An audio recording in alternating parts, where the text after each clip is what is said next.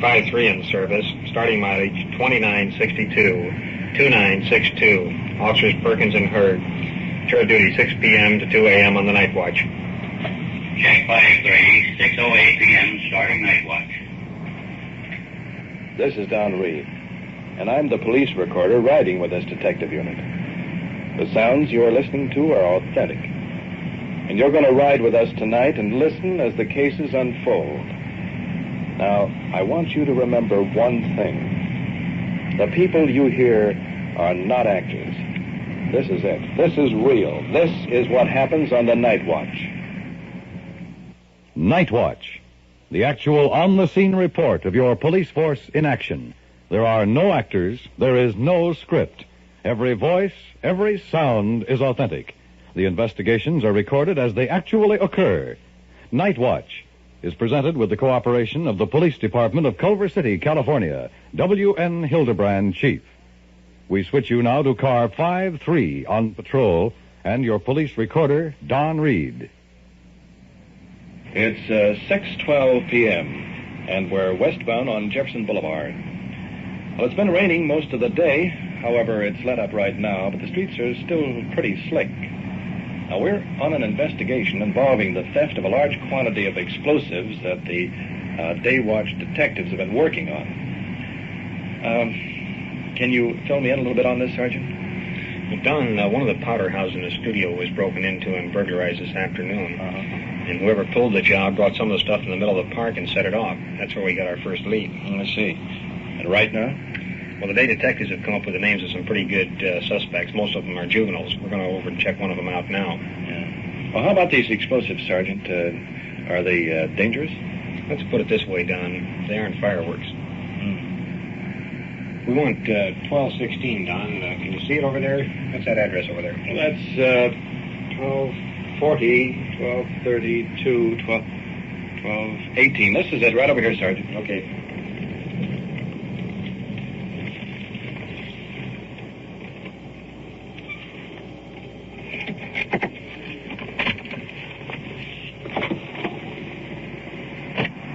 Getting dark, and overhead a large stratoliner is coming in through a very overcast sky. You probably can hear it. And coming out to meet us now, at the front door is a young fellow. I believe he's the one we're interested in talking to. Sergeant Perkins is identifying us now as police officers and requesting to see his mother. The boy appears to be highly nervous. This apparently is his mother coming right now. We want to talk to your son up at the station. What for? Well, I'd like to talk to you separately, if I may. I can explain the situation first, rather than talk in front of everybody. Have you done anything? No. Not a thing? Not a thing. You want to wait out in the car, son, just a minute, Morris? Girls, go to the kitchen. Tell your father to come in here. Tell me he's done anything. Well, we can tell you a little bit something about it. Yes, sir. I'm Sergeant Perkins, the police station. How are you? This is Don Reed. How do you do, sir? I see you. Situation is that we haven't talked to your son at all, but there were some explosives taken out of one of the motion picture studios, and your son was known to have set off a homemade bomb over here in the park, and supposedly some of the explosives are still missing. Oh, no. Now, I don't know whether he was involved in the burglary or not, but I do know he knows something about where the... He hasn't been out of the house. Well, as I say, we're not accusing him of the actual burglary, but we are interested in trying to find out where the rest of these explosives are before somebody gets hurt. This one that was set off at the park over here, there's 4 or 5 small children around. Are you sure he set one off over Yes, there? ma'am. We have about 3 witnesses to that effect. So we'd like to take him up there and talk to him a little bit. We'll talk to him here now before he goes. I'm afraid you'll have to go to the station with us now. You think he's in it? Yes, ma'am, I do. I wouldn't be down here if I didn't. Oh, no. Let me just ask him if he's done anything. I don't want you to talk to him, please, ma'am. Just... Let me ask him if he's done anything. You want to come up to the station with us? We'd be perfectly happy to have you, but I can't have you questioning him at the present time. He didn't do anything. Well, I'll be up there in Okay. So, try to tell your wife not to worry anymore if she possibly can. We don't want to upset her any more than we possibly can. Yeah, okay, I'll be up there. Okay, sir. The young suspect is being taken out to our police car, so we'll return to headquarters and pick the investigation up there. Well, I'll tell you the list. We're in the interrogation room of the Detective Bureau. and Sergeant Perkins is reading the list of the missing explosives to the young suspect. Incidentally, he appears to be just a bit worried. Now, let's see what he has to say when the sergeant finishes reading this list. 1 inch by 9 inch. We took them. What, tell me what happened. What We were just climbing over the fence to play around and all the sets. And we saw this red building in there, and it says explosives on it. So I took these 2 big bars and just opened up the door. How old are you, son? 15. 15? How much trouble have you been in before? All kinds of it. What, for instance? Robbery. Burglary, that was, wasn't it? Burglary. Hardware store? Mm-hmm. What else? And I can't remember. There's all kinds of little things. Well, no, Messed up son. in a stolen car, someone else.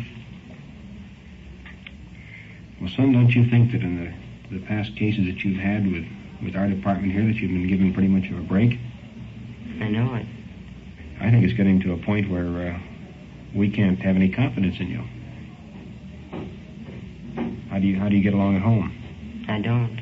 What's your problem there? I just don't like my dad. Why? He don't like to do nothing I like to do. Every time he comes home, he's always arguing at me, so I just don't pay attention to him anymore. Well, how do you think it'd be possible for you to get along with your father? I don't know. Do you think that there's anything in particular that he could do to help the situation? Hmm? Do you think he has anything that you could do to help it? Yeah, if I leave. Where would you go? I don't know. Well, son, we're going to book you on this charge. Then I'm going to call your mother and father and have them come back and see what can be worked out on this. But we can't have you continue the same training, because if you do, then we're going to have to put you in an institution.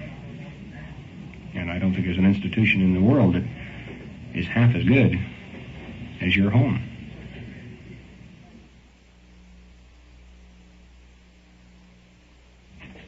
About 30 minutes have passed, and the parents of the juvenile suspect are just arriving in the office.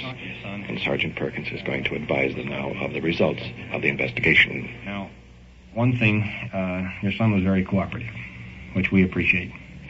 But I think that in addition to this particular trouble that he's in, that there is a home problem. I think he has a feeling that, he says he doesn't like you, sir. And he has a feeling that you don't like him. The reason probably why he don't like me, I'll tell you. See, I don't approve of these kids, these 15 and 16-year-old kids with these hot rods coming there and picking him up. And I run them away every time I get a chance to. And he's been wanting the car, and I flatly refuse to buy it. Which I think I am right. Well, I agree with you that some of his associates are not the proper ones. That's right. And I think that one of the things that we will insist upon ourselves here, among others, will be that his associates are the proper type. But we can't keep them away. It seems like the ones that he shouldn't associate with, they just come here like flies. No matter what we do, we can't keep them and away. And the older boys are 18 and 19 years old with these cars, and I don't approve of it. Mm-hmm. And I run them off, and that makes him mad. Well, possibly his going to a school where he would be away and have a chance to meet some pretty nice fellows of his own age. That's right. And then come home on weekends. Maybe that'd be the answer to it. That's what I think would be the answer to it. Here's the thing. We're tickled to death and just as willing as we possibly can to help you work out the problem. I mean, that's what we're here for. We're not here so much to put these kids in jail and send them down to juvenile hall. We want to get them squared away and straightened out, because they're going to be the future citizens. There's no getting around it. Putting the blame on me is not going to be the answer either. I'm not putting the blame on you. I just told you that I didn't want him associated with them characters, and I don't. Well, then it's up to you to pick his associates. Well, I'm not buying him a hot rod. No, look. It's up to you to then taking places, employ his mind, do something. Here, let me explain something to you. Something wrong someplace. Well, there's no sense everybody getting upset about this. I mean, the thing has happened. Now we want to get it squared away. He said that you never wanted to do anything that he wanted to do. It isn't that he really hates his father. He says he likes him, but he says Daddy doesn't like me. I mean, there's something wrong there someplace. He's always telling me. Yeah, Daddy don't like him when he gets in trouble. I think the thing now is to try to get him to be aware of the fact that he's going to have to earn his right to have various things. That is the solution to it. Possibly in the next few days you could find out something about a school, and I'd like to have you come back to the Juvenile Bureau, if you would, next Wednesday night at our juvenile hearings. And I know this much. I know that I've got the boy's confidence in the fact that I think he's really going to try. And if we're willing to help him, you people and the police department, I think we can solve the problem. I think we can lick it. If we go out here and make a good citizen out of it, we've done our job. That's right. If we have to put him in jail later, in prison, we haven't done it. We've failed.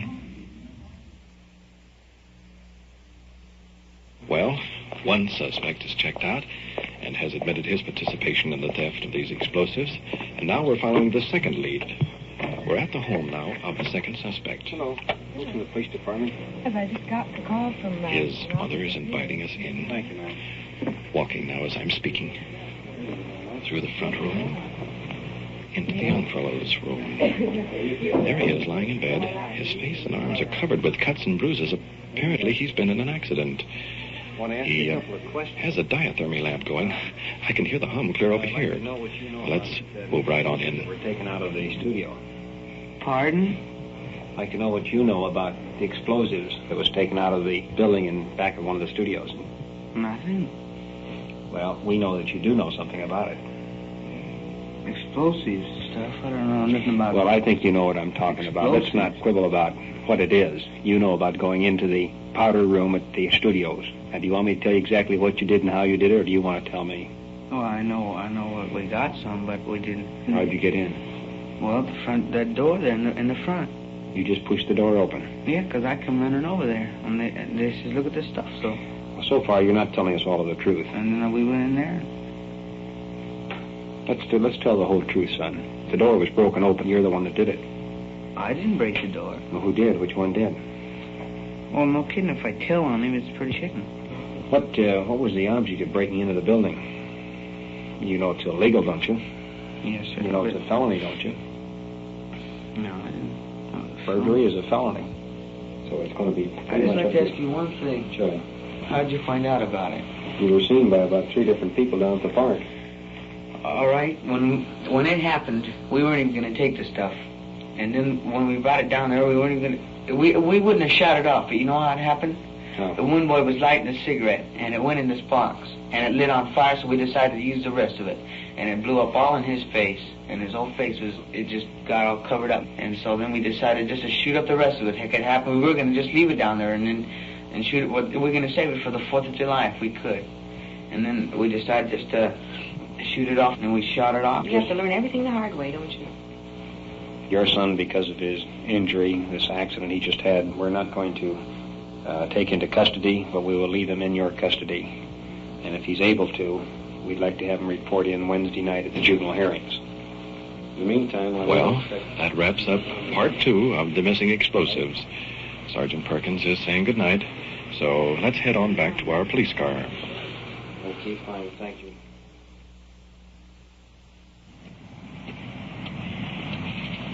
Doggone it. I got my feet wet getting into the car. Rain's really coming down now. Yeah. How about those explosives, Sergeant? Can we account for them all? Part of them. Tomorrow the day detectives will follow up and be sure we can account for all of them. It's a funny deal. What do you think? I think it's too bad those kids didn't think.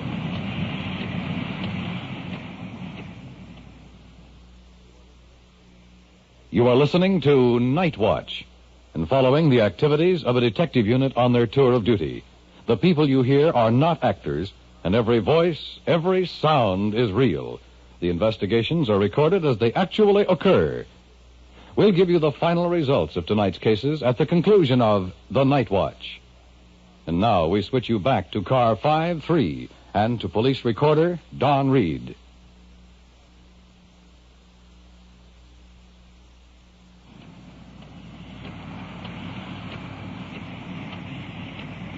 All units, attention all units, be on the lookout for the following stolen car. 1954 Nash, maroon in color, 2-door sedan. License in the 8 column, 5 Nora 73850. That's 5 Nora 73850. Stolen car. Did you get that on the hot sheet? Yeah, I got it. Glad I brought my raincoat tonight. 153 at 1609 Britton Place. At 1609 Britton Place. Man assaulting a woman. The call is code 2. Car 5-1, assist 5-3 on this call. 5-3, Roger. Well, that should be right around the corner, shouldn't it, sir? Yeah. Well, we're supposed to roll code 2. That's using red light on this call, but since we're a detective unit, we carry the red lens in the glove compartment. We'll be there before we get it on anyway. Looking ahead, the woman standing on the sidewalk facing the other way. Now she's spotted us and turning around. Her pulling into the curb. Second young lady, probably her daughter, coming up to put her arms around her. She's outside right now, despite the fact there's light rain beginning to fall. Well, let's get over there and check this out with the sergeant. He left in the car. I have his car license. That's all I have. What happened? Well, they can tell you better than I can. She's my daughter. I see. Well, really, they were just quarreling. I mean, he's been drinking wine. He's drunk a whole quart Who is of that wine. now? My stepfather. I see. And we were all having a discussion in there, and so she wanted some more beer. So my stepfather and I went to get it, and he didn't want to get it. And he kept telling me all the time that she was no good, and why did he need beer, and all this sort of stuff. And so I told him, well, don't get the beer. Let's just go back home. So anyway, we came back home, and we didn't have the beer, so she went to get it with him. So he's drunk. He can't even walk. He cussed me out. So Called she me all went kinds and got of vile names while we was on our way, and I got the beer and came home. And then we went into the little bedroom in there, and he wouldn't let me through. She asked him real nice. She said, just please let me go in the other room. Just let me alone. So he just grabbed her by the head and knocked her on the floor and broke the mirror and pulled the hair out of her head and spilled beer all over the bed and threw it in her face, and I don't know what all. He's been picked up before on the same thing. He's been down to the police station before. He just goes insane when he drinks. He just doesn't know what he's doing. He's capable of killing anybody. No, it's the uniform car here. Just a minute. Pulling in the district patrol car. Sergeant Perkins is going to brief the officers on the situation. White beating. Threw her on the floor of the trailer. He's drunk. He's taken off.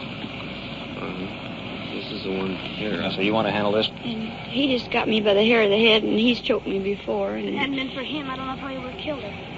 And he's just nasty when he's drinking, and I've had to call the police before. It's a terrible thing, but I did, and he was taken to come back tonight? I don't think so, because I think he knew I was going to call you, and I think that's why he left. Sober up and leave you alone? If he sobers up, he will. But he's just insane when he gets to drinking. I've tried to get him not to drink that wine. He just keeps drinking. He drank a whole quart tonight. And he just gets crazy. I got a whole bunch of hair in there. He pulled out of my head if you'd like to see it. Have you ever filed a complaint against him before? Yes, once before. But he just gets mad at me for no reason, and he just starts to kill me. He even said he'll kill me. And he might do it. He would do it tonight, I guess. All the furniture in there smashed up. He's rammed his hand through everything in there. And everything. It's just... You want to sign a complaint against him? Well, the only thing I wanted you to do was take him down in jail until he sobers up. Since he's not here, why, there's no point going any further, I guess. Well, you think you could call us in time if he did come back tonight? Oh, yes, I think so. I'll get my daughter to call. How could I call when he's in there choking you to death? Well, you could call while he's doing it. Yeah, until I get back, you could be dead. Well, if he comes back, is to give us a call and we'll come right down. Okay, well, I'd appreciate it if you come. Well, here's the situation. The suspect who committed the assault has apparently left the area. His wife and daughter are somewhat reluctant to sign a complaint, and yet they are afraid that he'll return and possibly continue the assault. So Sergeant Perkins is instructing the crew of the district car to check periodically.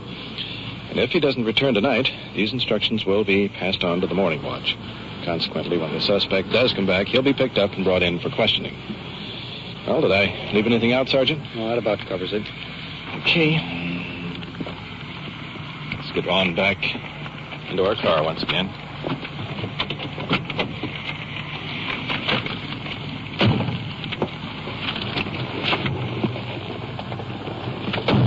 Flight 3 to 1. Unit 5-1 will handle the follow-up. Flight 3 clear. Roger, Flight 3.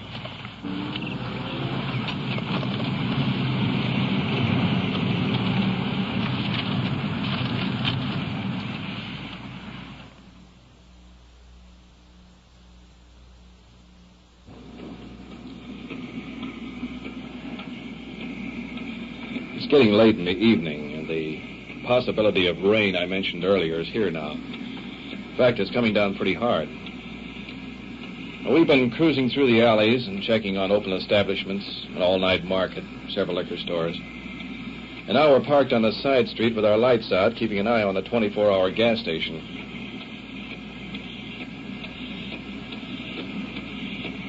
All units units in the vicinity, and cars 5-2 and 5-3. At Will Turn and Santa Drive, a woman screaming.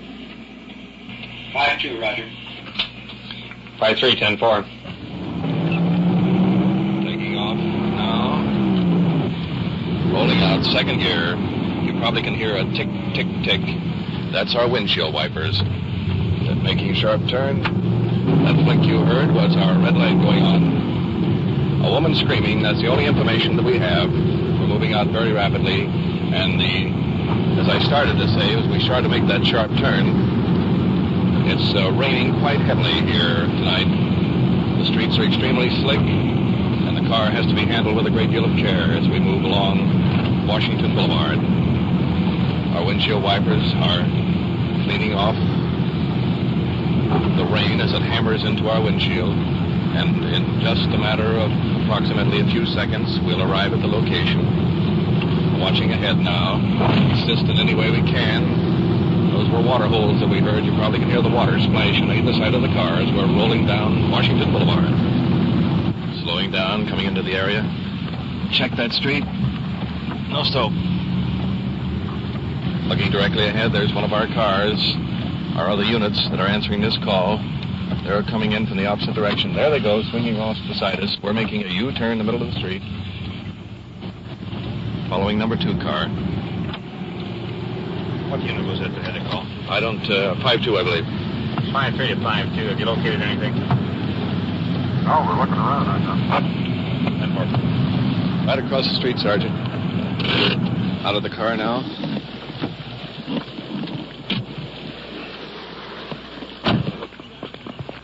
Rain is coming down now. It's beating down pretty hard as we're crossing this parking lot and heading toward a house, stepping over mud puddles, up under a tree. Get out of the rain momentarily and check, see what our officers are doing. They're spread out. Officer Ellis and Edwards are taking one corner of the house. See Sergeant Perkins over here in the back. Let's get over here. We've got it. Here it is. Crossing this little last stretch here in the rain. Across that puddle. And up at the front porch, looking across, there's a young lady, 2 young ladies and a man standing in their night clothes. Let's get in out of the rain and see what the trouble is.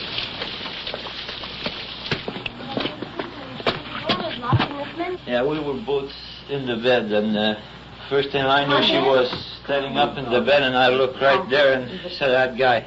You know, my pants were laying right there. What I saw him do, he had the pants like this, and he just was taking off. So I just took off after him. I was asleep. She woke me up. Moving over in the corner for a moment. The victim here is so nervous and out of breath, it's difficult for the officers to obtain any information. But briefly, the situation is this, as I see it. A burglar slipped into their bedroom while he and his wife were asleep and was going through his trousers when his wife woke up and screamed. Subsequently, this man here chased the burglar but lost him in the darkness. Now, that's where we came into the picture. Well, you wake me up as far as that's concerned. Did you come right into the house? Yeah. Was the door open and locked? It was locked. Door was locked last. So I ran after him all the way. After a while, I was getting on him, and he started to take those little habits. But there, I got kind of scared. He might, right from the corner, he may stop and hit me right. Can you give us a description of the fellow? Well, he was about your height. About 6 foot. Mm-hmm. Yeah, what was he wearing? He had a soft hat. He had a jacket. What kind of a jacket? Color, did you notice? Well, Was dark. Darker light jacket? The jacket was lighter than his pants. Sport coat? That's all I can tell you. Did you still have your pants? Yeah. Were you the young lady who screamed? No, she screamed. I live next door. I'm her sister-in-law. See, and I heard her scream. She was yelling for my husband. My husband ran out after the guy, too, but he was barefoot. And... Well, we'll get out and look around the area, and there'll be a uniformed car here, another one to take a report from you on it. They'll be here in a few minutes. Okay. We'll get out and see what we can find for you. Fine. Well, out once again in the rain. Wet and slushy out here. Let's hustle on back to our police car.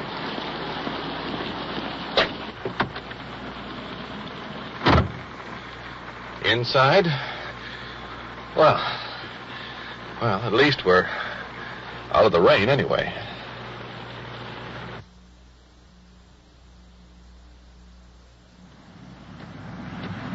We've been cruising the area now for about 20 minutes. So far, no luck. Let's swing over toward the tracks. Take a look over there. Okay. Gee, I sure could go for a cup of coffee. Control 1 to all units. Cancel the warrant on the suspect in the 459 at Wiltern and Santa Drive. Suspect in custody. Hey, how about that? Somebody got our prowler. All units stand by. Probably Unit 5-2. Well, I'll be darned. Well, if this were the movies, we'd have got him.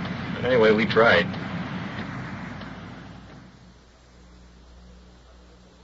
You have been listening to an actual investigation of a prowler call recorded as it happened. And now, back to police headquarters and Chief W.N. Hildebrand. In the case heard tonight of the juveniles stealing explosives, a quick investigation was ordered by the Detective Bureau because of grave danger of injury involved should a large portion of these explosives be set off at one time. Fortunately for all concerned, the officers picked up the boys that night, and the following day our detectives recovered the remainder of the explosives. As to the disposition, the boys and their parents were directed to appear at an informal hearing at the Juvenile Bureau prior to filing a petition into juvenile court. In the incident where our officers responded to a call regarding a man abusing his wife, a periodic check of the home was made to be sure that no further abuse would take place. In the last case in which a man broke into a private home, he was recognized from the broadcast description by a passing police unit less than half hour later and was booked for violation of 459 of the Penal Code, which is burglary, the maximum penalty of which is 15 years in the state's prison. My department is cooperating in bringing you the on-the-spot action of Night Watch so that you may learn firsthand the real problems facing your police officers and the efforts being exerted to maintain public security. If through this program we're able to drive this home to the nation, then our efforts shall be well rewarded in bringing you the Night Watch. Thank you, Chief Hildebrand. You have just heard on-the-scene reports of your police force in action. Every voice, every sound has been real. Night Watch is brought to you through the cooperation of the Police Department of Culver City, California, and is produced by Sterling Tracy and Jim Hedlock, with technical advice by Sergeant Ron Perkins, and is described in the field by police recorder Don Reed.